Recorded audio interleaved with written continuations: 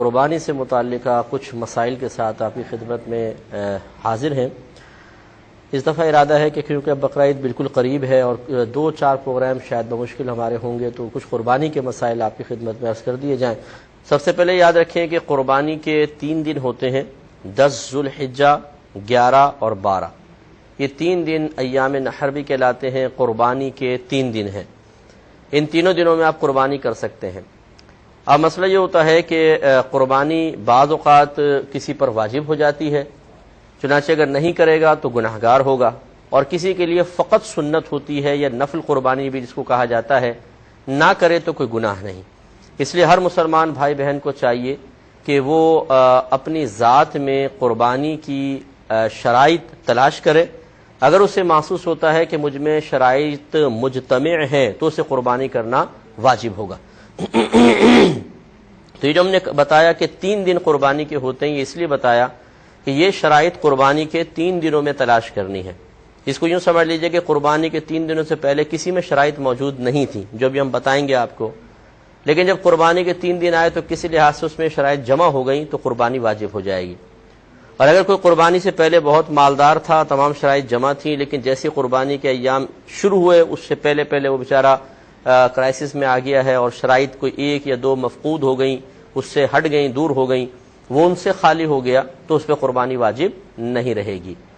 تو وجوب قربانی کی کچھ شرائط ہیں جو ذہن میں رکھیں کہ پہلی یہ کہ مسلمان ہوں، دوسرا عاقل ہوں، بالغ ہوں۔ عاقل کی بعض اوقات قید نہیں لگائی گئی، لیکن عاقل و بالغ ہی چونکہ شرع احکام کے مکلف ہوتے ہیں، اس لیے عاقل و بالغ کی قید کو ملحوظ رکھا جائے۔ پہلا مسلمان ہونا، دوسرا عاقل و بالغ ہونا، تیسرا ہے مقیم ہونا یعنی غیر مسافر ہوں، چوتھا ہے مالک نصاب ہونا، اور 5ویں بڑی شرط ہے کہ ان تمام شرائط کا قربانی کے 3 دنوں میں پایا جانا، تو وہ اس شخص پہ قربانی واجب ہوگی۔ اب اس میں تفصیل دیکھیں۔ نمبر 1 مسلمان ہونا۔ اچھا، اب یہ پہلے میں یہ عرض کر دوں تمہیداً کہ ہوتا یہ ہے کہ ہمارے گھروں میں کچھ غلط طریقے رائج ہوتے ہیں۔ مثال کے طور پر بعض اوقات تو کہتے ہیں کہ بھئی 1 بکرا ہمارے ہاں آتا ہے اور سب گھر والوں کی طرف سے ہم ہر سال کر دیتے ہیں۔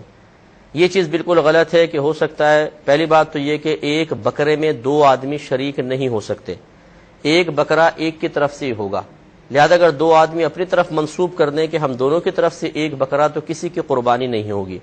تو پہلی بات تو یہ کہ پورا گھر اگر 1 بکرے کو کسی ایک کی تمام کی طرف منسوب کر دیتے ہیں، مثلا والد صاحب بکرا لائے، کہا بھئی ہم سب کی طرف سے ہو گیا، تو یاد رکھیں کسی کی بھی قربانی نہیں ہوگی۔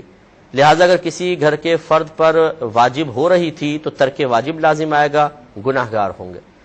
دوسرا یہ کہ ہمارے ہاں بعض اوقات ایک راؤنڈ سے چلتا ہے کہ مثلا 1 سال والد صاحب نے کی ہے، اگلا سال آئے گا تو اعلان ہوگا جی اب کی دفعہ امی کی طرف سے ہوگی کیونکہ پچھلی دفعہ ابو نے کی تھی، اس سے اگلے آئے گا تو بڑے بھائی جان، اس سے آگے اگلے سال چھوٹے بھائی جان، اس کے بعد بہن کی طرف سے، یعنی ہم ہر سال بدل کے کرتے ہیں۔ یہ نہیں سوچتے کہ کس پر قربانی واجب ہو رہی ہے، کس پہ نہیں۔ اب ہو سکتا ہے کہ والد صاحب پہ قربانی واجب ہو، لیکن وہ کہے بھائی اس سال میں نے نہیں کرتا ہوں کیونکہ میں نے پچھلے سال کی تھی، اس سال تمہاری امی کی طرف سے کر دیتا ہوں، اور امی جان پہ قربانی واجب نہیں ہو رہی، تو لازم بات ہے کہ ان کی طرف سے نفل تو ادا ہوگی، اور والد صاحب ترک واجب کی وجہ سے گناہ کے مرتکب ہو جائیں گے۔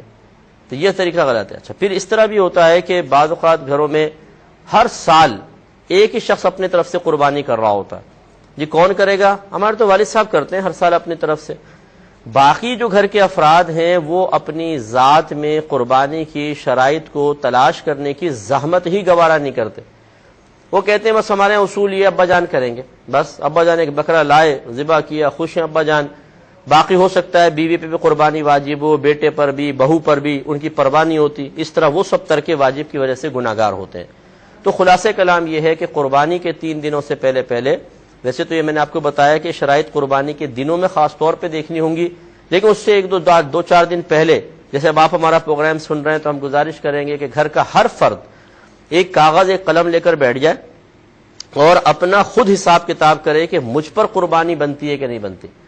تو آپ یہ دیکھیں گے کہ نہ صرف اس سال کا مسئلہ آپ کے سامنے آ جائے گا، بلکہ آپ یہ بھی غور کریں گے کہ شاید پچھلے 4 سال سے، 5 سال سے، 6 سال سے مسلسل آپ پہ قربانی واجب ہو رہی تھی، لیکن آپ لا علمی میں کر نہیں رہے تھے۔ تو اس لیے یہ شرائط تلاش کرنا بہت ضروری ہے۔